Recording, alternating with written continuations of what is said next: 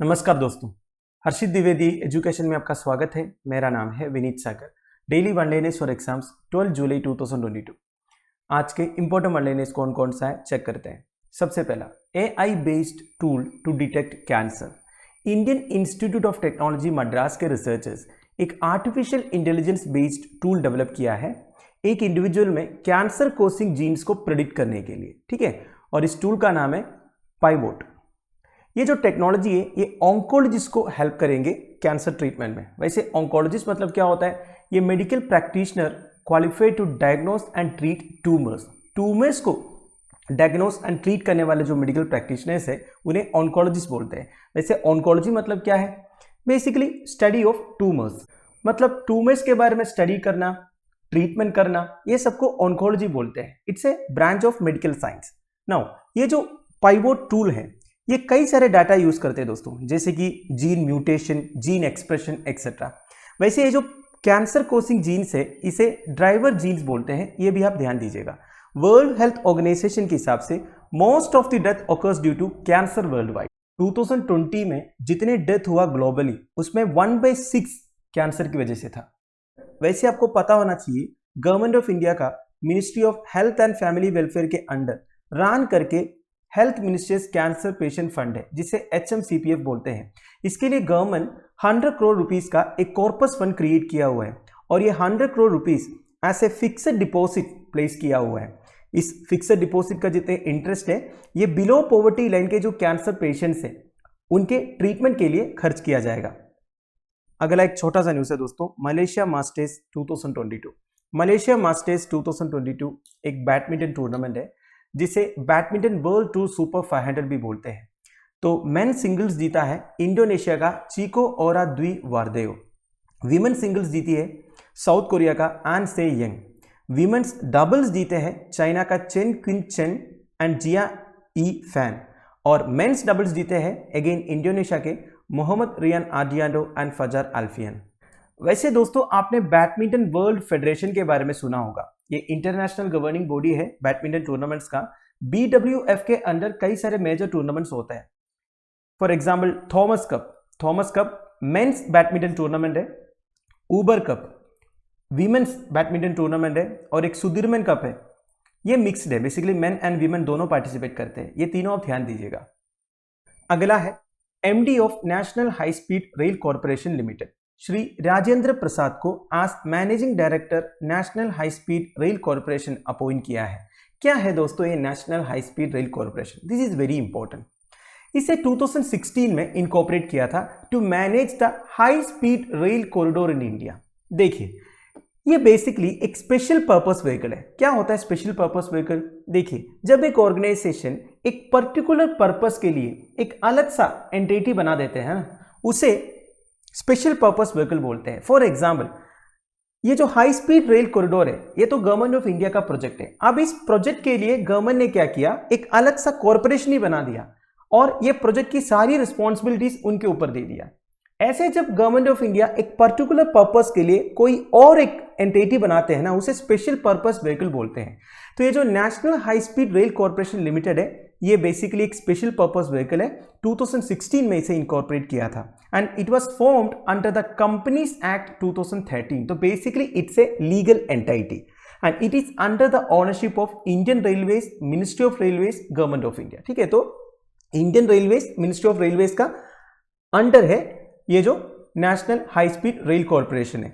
Now इनका major काम क्या है दोस्तों? आप सबको शायद पता होगा अहमदाबाद और मुंबई के बीच में हाई स्पीड रेल कॉरिडोर बन रहा है। बेसिकली इंडिया का पहला जो बुलेट ट्रेन है वो ये हाई स्पीड रेल कॉरिडोर से ही ट्रैवल। और ये कॉर्पोरेशन जो है एक जॉइंट सेक्टर है। इसमें ministry of railways, government of India के अलावा 2 और स्टेट गवर्नमेंट्स का इक्विटी पार्टिसिपेशन है, गुजरात एंड महाराष्ट्र। तो देखिए गुजरात और महाराष्ट्र के बीच में हाई स्पीड रेल कॉरिडोर आ रहा है ना, तो इन स्टेट गवर्नमेंट्स का भी इक्विटी पार्टिसिपेशन है इस कॉर्पोरेशन। अब देखिए जैसे मैंने आपको बोला इंडिया का पहला bullet train Mumbai and Ahmedabad high speed rail corridor से ट्रैवल करेंगे जिसका कंस्ट्रक्शन सितंबर 2017 में शुरू हुआ था और 2022 एंड तक कंस्ट्रक्शन कंप्लीट भी हो जाएगा। ट्रेन का स्पीड होगा 320 किलोमीटर पर आवर। कॉस्ट देखिए दोस्तों नियरली $27.44 मिलियन पर किलोमीटर, पर किलोमीटर इतना पैसे लगेंगे। वैसे बुलेट ट्रेन्स का मतलब क्या होता है दोस्तों? जापान का जो शिनकानसेन हाई स्पीड ट्रेन्स है ना, इसे कोलोकियली बुलेट ट्रेन्स बोलते हैं दोस्तों। वैसे आप बोल सकते हो जितने भी हाई स्पीड ट्रेन्स है ना, जिसका स्पीड 250 किलोमीटर पर आवर से ऊपर है, इसे आप बुलेट ट्रेन्स बोल सकते हो। अगला है system for safe and sustainable operation. Union minister of state for space Jitendra Singh साहब system for safe and sustainable operation facility Bengaluru में इनॉग्रेट किया है। इसे IS4OM भी बोलते हैं। ये डेवलप किया है Indian space research organisation. Now ISRO का चेयरमैन कौन है? S Somnath. He is also the secretary in department of space. Now ये जो फैसिलिटी है, this has been developed as part of the space situational awareness programme. Now this is very important for you दोस्तों। What is space situational awareness programme? It is for the identification and monitoring of space debris. Space debris मतलब क्या होता है दोस्तों? देखिए space में जितना junk है ना, वेस्ट मटेरियल्स, इसे आप स्पेस डेब्री बोल सकते हो। उसमें जो पुराने सैटेलाइट्स है जिसका लाइफ खत्म हो गया है, वो भी इंक्लूड होगा। अब देखिए लाखों स्पेस डेब्री है आज के हिसाब से, जो नए नए सैटेलाइट्स के लिए खतरनाक है, क्योंकि देखिए ये जो स्पेस डेब्री है सालों से स्पेस में ऑर्बिट कर रहा है बिना कोई मतलब का। अब क्या है, नए सैटेलाइट जब लॉन्च करते हैं वो ये स्पेस डेब्री में कोलाइड होने का चांसेस है, तो इसलिए हर एक स्पेस एजेंसी को स्पेस डेब्री मॉनिटर करना जरूरी है। अगर कोई स्पेस डेब्री हमारे सैटेलाइट्स के रास्ते में आ रहा है तो हमारे सैटेलाइट्स को थोड़ा सा मैन्यूवर करके रास्ता चेंज करना पड़ेगा, ठीक है, इसे ऑर्बिटल मैन्यूवरिंग बोलते हैं। तो ये स्पेस डेब्री आइडेंटिफाई करने के लिए, मॉनिटर करने के लिए हमारा एक प्रोग्राम है स्पेस सिचुएशनल अवेयरनेस प्रोग्राम। तो इसी प्रोग्राम के अंडर ये जो system for safe and sustainable operation IS4OM facility develop की। वैसे ISRO का कई सारे डेडिकेटेड लैब्स है दोस्तों स्पेस डेब्री को मॉनिटर करने के लिए and various research and development activities करने के लिए as part of the IS4OM। अगला है India world's most populous country in 2023। United Nations Department of Economic and Social Affairs Population Division का वर्ल्ड पॉपुलेशन प्रोस्पेक्ट्स 2022 रिलीज हुआ है। इसमें इन्होंने बोला है दोस्तों इंडिया दुनिया का मोस्ट पॉपुलस कंट्री बनने वाला है 2023 तक। अभी के हिसाब से इंडिया का जो पॉपुलेशन है करीब 1.412 बिलियन है, तो 1-1.5 साल में चाइना को भी क्रॉस करेंगे। वैसे मिड नवंबर 2022 तक वर्ल्ड पॉपुलेशन होने वाला है 8 बिलियन। 1950 से अगर आप कंपेयर करोगे पॉपुलेशन ग्रोथ जो है वो स्लोएस्ट रेट में है, मतलब जो पॉपुलेशन ग्रोइंग रेट है ना दोस्तों वो काफी कम है। Now latest projections by the United Nations suggest that the world population could grow to around 8.5 billion in 2030। 2030 तक ग्लोबल पॉपुलेशन 8.5 बिलियन होगा और 2050 तक वो 9.7 बिलियन होगा, ठीक है, एंड 2080 तक 10.4 बिलियन तक पहुंच सकता है एंड 2100 तक इसी लेवल में रहेंगे।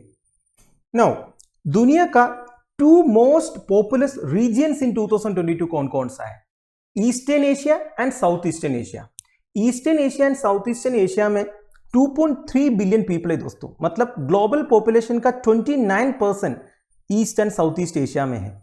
सेंट्रल एंड सथर्न एशिया में 2.1 बिलियन है, जो टोटल वर्ल्ड पॉपुलेशन का 26% रिप्रेजेंट करते हैं। तो देखिए पूरा एशिया में 50% से ज्यादा पॉपुलेशन है, ये समझ लीजिएगा।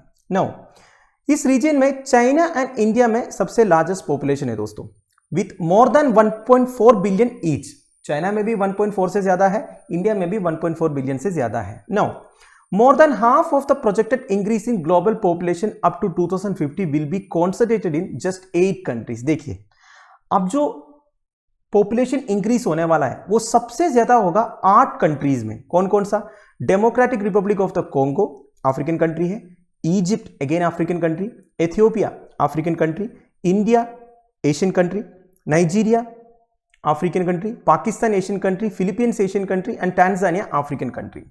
अगला है इंडिया जॉइंट ICSC डाटाबेस। क्या है ICSC? Interpol's international child sexual exploitation database.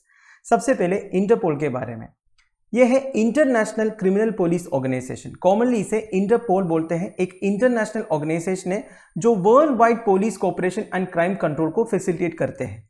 तो हर एक कंट्री का जो नेशनल सेंट्रल ब्यूरो है दोस्तों, ये इसमें मेंबर्स है। वैसे इंडिया में central bureau of investigation nodal agency है इंटरपोल मैटर्स में। इसका हेडक्वार्टर है लायोन फ्रांस में। ये दुनिया का लार्जेस्ट इंटरनेशनल पुलिस ऑर्गेनाइजेशन है एंड 195 मेंबर स्टेट्स आज के हिसाब से मेंबर्स है। तो हमारा central bureau of investigation Interpol's international child sexual exploitation database join किया है। तो इंडिया 68 कंट्री है जो इस डाटाबेस में कनेक्ट हो रहा है। तो इसका फायदा क्या है दोस्तों?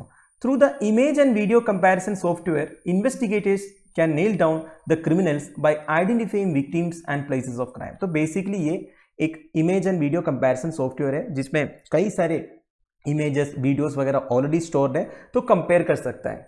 तो बेसिकली आप समझ गए ना दोस्तों, ये एक बहुत बड़ा डाटाबेस है जिसमें कई सारे videos and images already stored है विक्टिम से रिगार्डिंग, प्लेसेस ऑफ क्राइम से रिगार्डिंग। तो जो डिटेक्टिव्स इन्वेस्टिगेट करेंगे उसको मदद मिल जाएगा ये डाटाबेस से। तो दोस्तों that's the end of it. I hope आपको वीडियो इन्फॉर्मेटिव लगा होगा। लेक्चर की पीडीएफ एज यूजुअल आपको टेलीग्राम चैनल में मिल जाएगा जिसका लिंक नीचे डिस्क्रिप्शन बॉक्स में प्रोवाइडेड है। Thank you for watching. Bye bye, have a nice day.